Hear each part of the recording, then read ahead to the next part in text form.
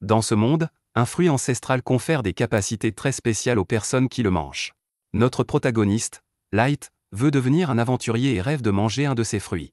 Son ami Lena s'interroge sur le type de compétences qu'il souhaite obtenir et Light lui répond qu'il en existe plusieurs. Celle qui permet de viser parfaitement serait géniale, mais il aimerait aussi celle qui lui permet de manier 2 armes puissantes. N'importe quelle compétence de combat serait suffisante pour Light, et Lena lui fait remarquer qu'il rêve de devenir un aventurier depuis qu'il est tout petit.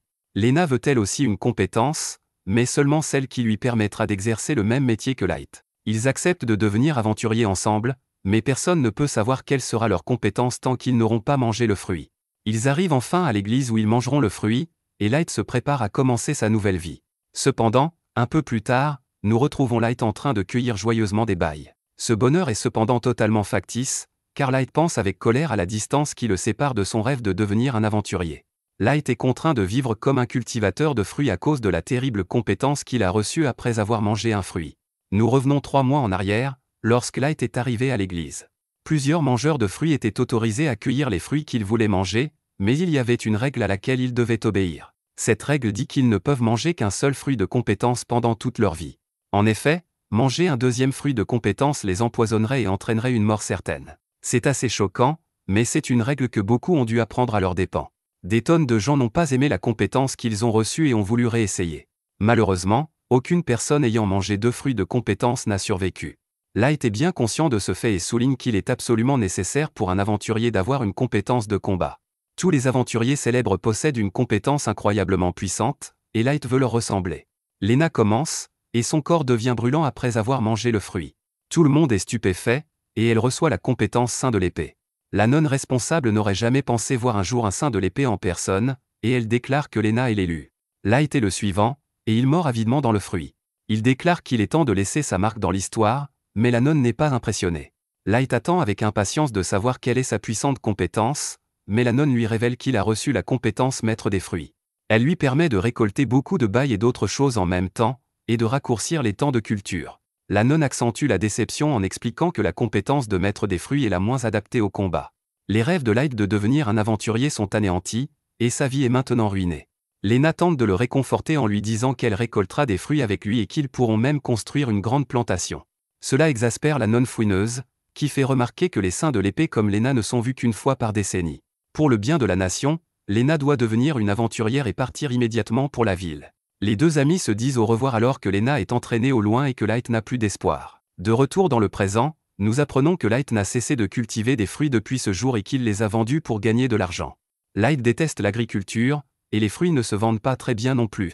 Sa compétence serait plus utile si elle pouvait l'aider à cultiver autre chose que des fruits, mais ce n'est pas le cas. Quant à Lena, elle a été promue au rang S en un temps record. Certains petits orphelins des environs rêvent de devenir de grands aventuriers comme Lena, et cela ne fait qu'aggraver la situation de notre garçon. Light n'est pourtant pas une mauviette et se promet de devenir un jour un aventurier encore meilleur que Lena. Même sans compétence de combat, Light promet de trouver un moyen. Il coupe une souche d'arbre et se convainc que s'il parvient à la trancher, il deviendra un aventurier. Malheureusement, il se ridiculise et perd toute confiance en lui. Il abandonne et est persuadé que Lena l'a déjà oublié. C'est alors qu'une enfant nommée Ayla lui apporte de l'eau. Le chef du village a trouvé cette fille un jour et a forcé Light à s'occuper d'elle. Light a décidé de ne pas poser de questions sur son passé, et ils vivent ensemble. Au cours du dîner, Light révèle qu'il s'efforce de cultiver des fruits d'adresse. Ils valent plus d'argent et il veut vraiment économiser pour s'acheter une épée. Light montre à Ayla les fruits qu'il a cultivés et l'avertit de ne jamais en manger sans sa permission. L'idiote n'a aucune idée de ce que c'est et révèle qu'elle a utilisé ces fruits dans le ragoût qu'ils sont en train de manger. Bien sûr, Light est horrifié et se souvient que manger plus d'un fruit de compétence entraîne la mort. À ce moment-là, Light commence à ressentir une douleur intense et se demande s'il va mourir. Il utilise ces derniers mots pour s'excuser auprès d'Ayla, car c'est de sa faute si elle n'a pas été informée de l'existence des fruits de la compétence. Son discours dramatique est interrompu lorsque Light se rend compte qu'il n'est pas en train de mourir. À ce moment-là, notre garçon est choqué de recevoir une deuxième compétence, appelée le dieu de l'épée. De retour à l'église, la nonne sent quelque chose qu'elle n'aurait jamais cru possible. De retour auprès de notre garçon, Ayla reçoit également une compétence après avoir mangé le fruit. Par chance, la compétence d'Ayla lui permet de voir la compétence d'une autre personne et ce qu'elle peut faire. Son pouvoir révèle que la compétence maître des fruits immunise Light contre le poison de tous les fruits. Quant à la compétence dieu de l'épée de Light, elle augmente considérablement sa puissance d'attaque lorsqu'il manie une épée. Bien sûr, Light se précipite dehors pour tester sa nouvelle compétence. Il s'aperçoit qu'il est désormais capable de trancher facilement la souche d'un arbre. Mais ce n'est pas tout, car son attaque a failli abattre tous les arbres de la forêt. Light ne peut pas être plus heureux, car cela signifie qu'il est désormais la seule personne au monde à posséder 2 compétences. Le lendemain, Light se rend en ville pour aller à la guilde des aventuriers. Il explique à Ayla qu'en remplissant des missions, les aventuriers reçoivent une récompense qui leur permet d'acheter de l'équipement et de la nourriture. Light n'est pas seulement venu ici pour l'argent, mais aussi pour savoir dans quelle mesure sa compétence lui sera utile au combat. S'il est aussi puissant qu'il en a l'air, il pourrait même surpasser Lena. Light laisse Ayla seule pendant qu'il se rend à la réception, et elle prend le temps de regarder les pouvoirs de chacun. Ayla est choquée car tout le monde n'a qu'une seule compétence, et même parmi tous ces puissants aventuriers, seul Light en a 2. Ayla veut être utile à Light, c'est pourquoi elle étudie assidûment les aventuriers. À ce moment-là, un type ennuyeux dit que Light l'a croisé, et il se moque de Light parce qu'elle est le maître des fruits. Le type s'énerve quand Light l'ignore, mais son attaque est facilement bloquée par notre garçon. Tout le monde est stupéfait et Light se rend compte que le simple fait de tenir une épée améliore sa vitesse de réaction. Le dénommé Jean dit à Light qu'il a eu de la chance, et il part faire ce que font les abrutis. Light a de toute façon des choses plus importantes à faire et révèle qu'il a déjà trouvé un travail. Quelques instants plus tard, nos héros arrivent à l'endroit où se trouvent les monstres, et il dit à Ayla d'être prudente. Ayla repère leur premier monstre et utilise sa compétence d'évaluation pour révéler qu'il a des statistiques de défense assez élevées. Notre garçon Light est prêt pour son premier combat et utilise sa compétence dieu de l'épée pour trancher la substance visqueuse en 2.